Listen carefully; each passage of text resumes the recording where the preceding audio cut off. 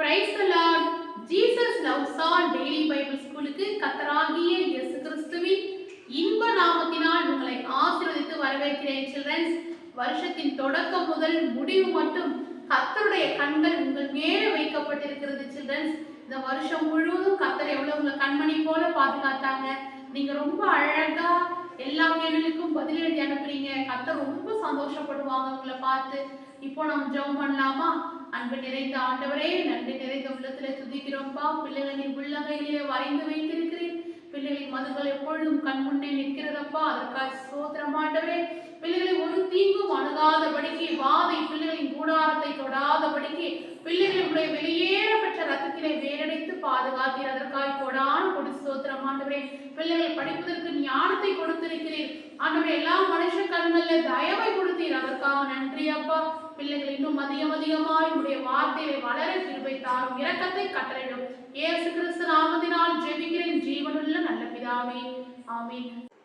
மத்தேயு 25 அப்பொழுது பரலோக ராஜ்யம் தங்கள் தீவெட்டிகளை பிடித்து கொண்டு மணவாளனுக்கு எதிர்கொண்டு போக புறப்பட்ட 10 கன்னிகைகளுக்கு ஒப்பாயிருக்கும்.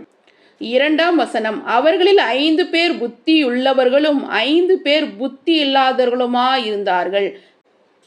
3 புத்தி இல்லாதவர்கள் தங்கள் தீவெட்டிகளை எடுத்துக்கொண்டு போனார்கள், எண்ணெயோ கூட கொண்டு போகவில்லை. 4 புத்தியுள்ளவர்கள் தங்கள் தீவெட்டிகளோடு கூட தங்கள் பாத்திரங்களில் எண்ணெயும் கொண்டு போனார்கள். 5 மணவாளன் வர தாமதித்த பொழுது அவர்கள் எல்லோரும் நித்திரை மயக்கமடைந்து தூங்கிவிட்டார்கள். 6 நடு ராத்திரியிலே, இதோ மணவாளன் வருகிறார், அவருக்கு எதிர்கொண்டு போக புறப்படுங்கள் என்கின்ற சத்தம் உண்டாயிற்று. 7 அப்பொழுது அந்த கன்னிகைகள் எல்லோரும் எழுந்திருந்து தங்கள் தீவெட்டிகளை ஆயத்தப்படுத்தினார்கள். 8 புத்தி இல்லாதவர்கள் புத்தியுள்ளவர்களை நோக்கி, உங்கள் எண்ணெயில் எங்களுக்கு கொஞ்சம் கொடுங்கள், எங்கள் தீவெட்டிகள் அணைந்து போகிறதே என்றார்கள். 9 புத்தி உள்ளவர்கள் பிரதியுத்தரமாக, அப்படியல்ல, எங்களுக்கும் உங்களுக்கும் போதுமில்லாதபடி நீங்கள் விற்கிறவர்களிடத்திற்கு போய் உங்களுக்காக வாங்கிக் கொள்ளுங்கள் என்றார்கள். 10 அப்படியே அவர்கள் வாங்க போன பொழுது மணவாளன் வந்துவிட்டார். ஆயத்தமாயிருந்தவர்கள் அவரோடு கூட கல்யாண வீட்டுக்குள் பிரவேசித்தார்கள். கதவும் அடைக்கப்பட்டது. 11 பின்பு மற்ற கன்னிகைகளும் வந்து, ஆண்டவரே, ஆண்டவரே, எங்களுக்கு திறக்க வேண்டும் என்றார்கள். 12 அதற்கு அவர், உங்களை அறியேன் என்று மெய்யாகவே உங்களுக்கு சொல்லுகிறேன் என்றார். 13 மனுஷகுமாரன் வரும் நாளையாவது நாழிகையாவது நீங்கள் அறியாதிருக்கிறபடியால் விழித்திருங்கள்.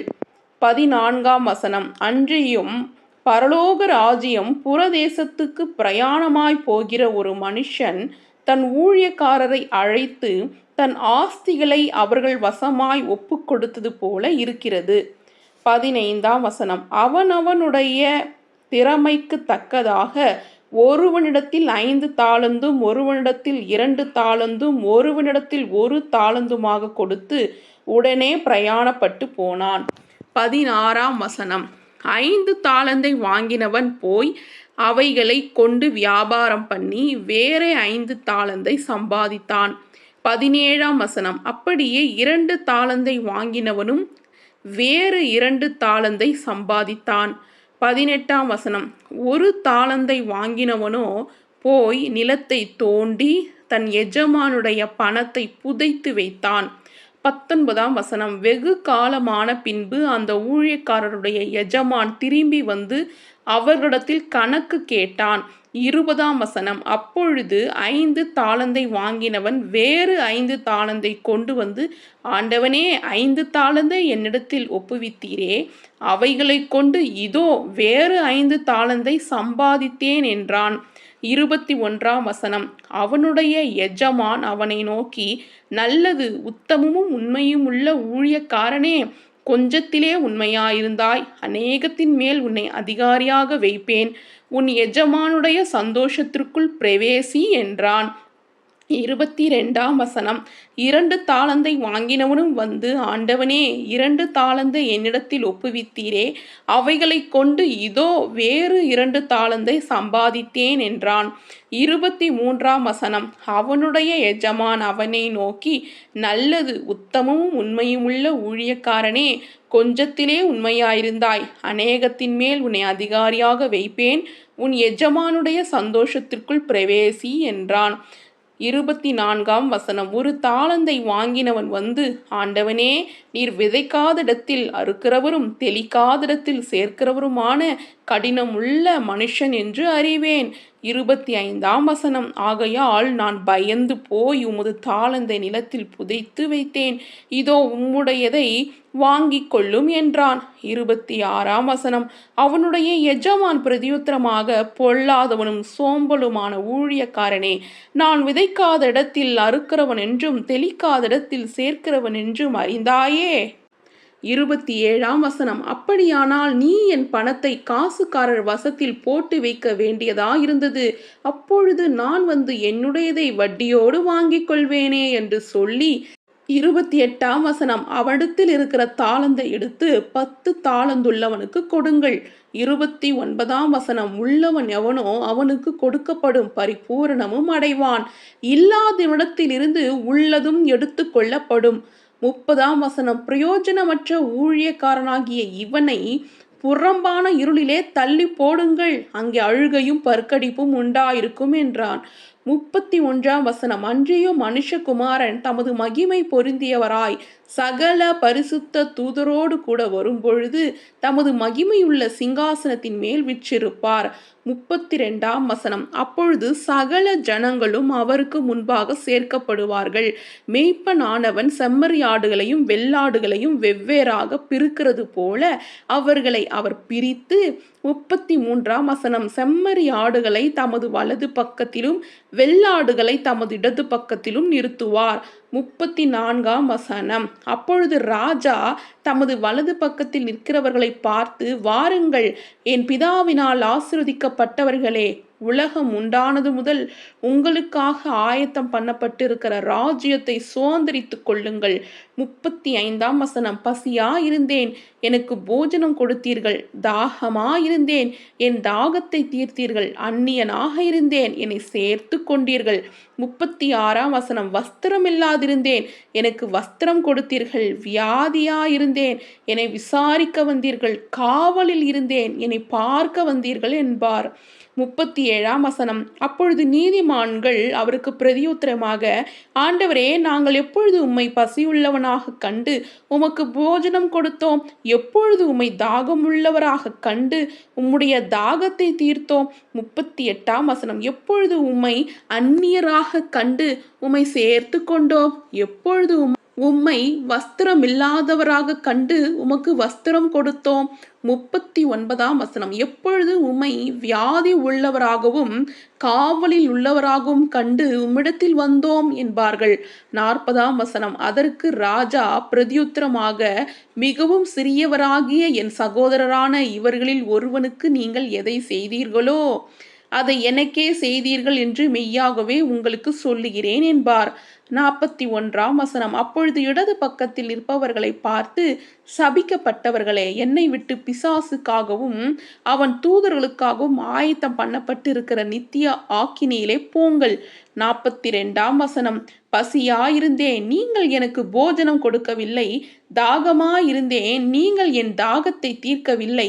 43ஆம் வசனம். அந்நியனாயிருந்தேன், நீங்கள் என்னை சேர்த்து கொள்ளவில்லை, வஸ்திரமில்லாதிருந்தேன், நீங்கள் எனக்கு வஸ்திரம் கொடுக்கவில்லை, வியாதி உள்ளவனாயும் காவலில் அடைக்கப்பட்டவனாயும் இருந்தேன், நீங்கள் என்னை விசாரிக்க வரவில்லை என்பார்.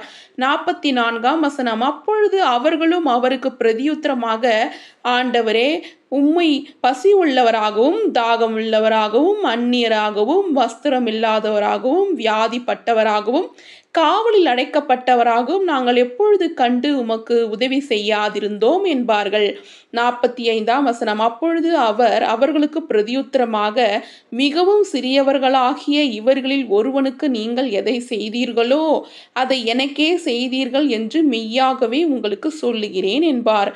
46ஆம் வசனம். அந்தப்படி இவர்கள் நித்திய ஆக்கினை அடையவும் நீதிமான்களோ நித்திய ஜீவனை அடையவும் போவார்கள் என்றார். ஆமேன். ஹல்லேலூயா.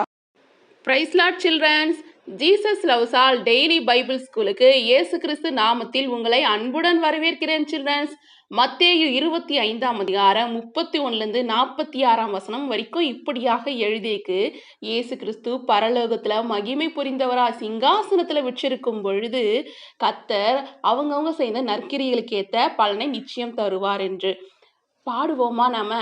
பசியாயிருப்பவனுக்கு போஜனம் கொடுப்பேன், பசியாயிருப்பவனுக்கு போஜனம் கொடுப்பேன், தாகமாயிருப்பவனுக்கு தண்ணீர் கொடுப்பேன், தாகமாயிருப்பவனுக்கு தண்ணீர் கொடுப்பேன், பசியாயிருப்பவனுக்கு போஜனம் கொடுப்பேன், பசியாயிருப்பவனுக்கு போஜனம் கொடுப்பேன், தாகமாயிருப்பவனுக்கு தண்ணீர் கொடுப்பேன், தாகமாயிருப்பவனுக்கு தண்ணீர் கொடுப்பேன், அந்நியனாயிருப்பவனை சேர்த்து கொள்ளுவேன், அந்நியனாயிருப்பவர்களை சேர்த்து கொள்ளுவேன், வஸ்திரமில்லாதவனுக்கு வஸ்திரம் கொடுப்பேன், வஸ்திரமில்லாதவனுக்கு வஸ்திரம் கொடுப்பேன், வியாதியாக இருப்பவனை விசாரிக்க செல்லுவேன், வியாதியாக இருப்பவனை விசாரிக்க செல்லுவேன், காவலில் இருப்பவனை பார்க்க செல்லுவேன், காவலில் இருப்பவனை பார்க்க செல்லுவேன், கர்த்தரின் பிள்ளையாக வாழ்ந்து காட்டுவேன், கர்த்தரின் பிள்ளையாக வாழ்ந்து காட்டுவேன், கர்த்தரின் பிள்ளையாக வாழ்ந்து காட்டுவேன். சில்ட்ரன்ஸ், மத்தேயு 25ஆம் அதிகாரம் முழுவதுமாக படித்தது கேட்டிங்களா? மத்தேயு 25ஆம் அதிகாரம் 35ஆம் வசனத்தில் 36ஆம் வசனத்தில் இப்படியாக எழுதியிருக்கிறது. பசியாயிருந்தேன், எனக்கு போஜனம் கொடுத்தீர்கள், தாகமாயிருந்தேன், என் தாகத்தை தீர்த்தீர்கள், அந்நியனாக இருந்தேன், என்னை சேர்த்து கொண்டீர்கள், வஸ்திரமில்லாதிருந்தேன், எனக்கு வஸ்திரத்தை கொடுத்தீர்கள், வியாதியாயிருந்தேன், என்னை விசாரிக்க வந்தீர்கள், காவலில் இருந்தேன், என்னை பார்க்க வந்தீர்கள். பார்த்தீங்கன்னா எப்போ ஏசப்பா இதெல்லாம் சொல்கிறாங்களாம், நம்ம பரலோகத்திற்கு போனாலும் ஏசப்பா என்ன பண்ணுவாங்களாம், நம்மளை அப்ரிஷியேட் பண்ணுவாங்களாம். பரவாயில்லையே, இவ்வளோ காரியங்களை எனக்கு செஞ்சீங்களே. ஏசப்பா என்ன சொல்கிறாரு, ரொம்ப ஏழ்மையானவங்களுக்கு நீங்கள் எதை செஞ்சாலோ, ஏசப்பா நாமத்தில் நீங்கள் எதை செய்தாலும் அது ஏசப்பாவுக்கே செஞ்ச மாதிரியாம். ஓகேவா சில்ட்ரன்ஸ்? அப்போ நீங்கள் ஏசப்பாவுடைய வார்த்தைக்கு எப்பவும் கீழ்ப்படியணும். யாராவது நீங்கள் உணவு இல்லாமல் ஒரு ஏழையை நீங்கள் பார்த்தீங்கன்னா, அதாவது உணவு இல்லாமல் உடை இல்லாமல் யாராவது நீங்கள் பார்த்தீங்கன்னா உடனே என்ன பண்ணணும், அவங்களுக்கு ஹெல்ப் பண்ணணும் என்ற எண்ணம் உங்களுக்குள்ளே இருக்கணும். சரிங்களா? அவங்களுக்கு எப்படியாவது ஹெல்ப் பண்ணலாம், எப்படி ஹெல்ப் பண்ணலாம் சொல்லிட்டு உங்கள் பேரண்ட்ஸ் கிட்ட போயிட்டு நீங்கள் கேட்கணும். ஓகேங்களா? அதை நீங்கள் செய்யும் பொழுது ஏசப்பா என்ன பண்ணுவாங்க, கணக்கில் வச்சுக்குவார். என் நாமத்தில் இந்த பிள்ளை உணவு கொடுத்தா, என் நாமத்தில் இந்த பிள்ளை உடை கொடுத்தா, என் நாமத்தில் இந்த பிள்ளை வியாதியாக இருக்கவங்கள விசாரிக்க போனா அப்படின்னு சொல்லிட்டு ஏசப்பா என்ன பண்ணுவாங்க, கணக்கு வச்சுப்பாங்க. நீங்கள் பரலோகம் போகும்போது கண்டிப்பாக என்ன பண்ணுவாங்க, உங்களை அப்ரிஷியேட் பண்ணுவாங்க. இந்த பூமியிலையும் அதற்கேற்ற பலனை நீங்கள் நிச்சயம் அடைவீங்க. ஓகேவா சில்ட்ரன்ஸ்? உங்கள் மனசில் இந்த காரியத்தை ஆழமாக நீங்கள் பதிய வச்சுக்கணும். ஓகேவா சில்ட்ரன்ஸ்? இப்போ உங்களை கேள்வி கேட்கலாமா? கொஞ்சத்திலே உண்மையாக இருந்தாய், அநேகத்தின் மேல் உன்னை டேஷ் வைப்பேன். ஆ வேலைக்காரனாக, ஆ அதிகாரியாக, இ அதிபதியாக. சரியான விடைய அழகாக எழுதி வாட்ஸ்அப்பில் ஃபோட்டோ எடுத்து அனுப்புங்க சில்ட்ரன்ஸ்.